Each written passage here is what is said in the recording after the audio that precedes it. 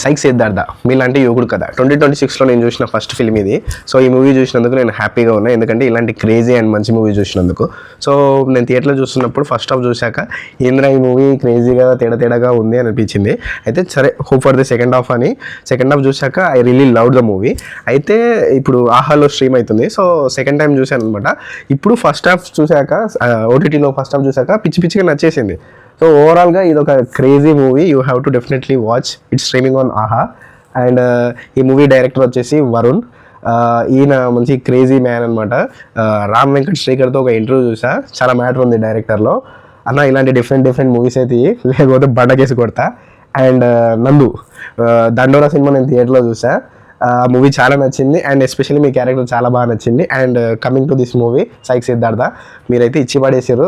మూవీలో ఒక డైలాగ్ ఉంటుంది కదా, స్కూల్కి పెయింట్స్ వేస్తూ పిల్లల్ని ఎలా ఉందిరా అంటే బాగానే ఉందంటే బాగానే ఉందా సూపర్ ఉంది అని చెప్పు అని అన్నాడు కదా, అంటే సూపర్ ఉంది అని అంటావు కదా. సో ఎవరైనా వచ్చేసి నన్ను బాగానే యాక్ట్ చేశాడు కదా అంటే లేదు క్రేజీ యాక్ట్ చేశాడని చెప్పొచ్చు.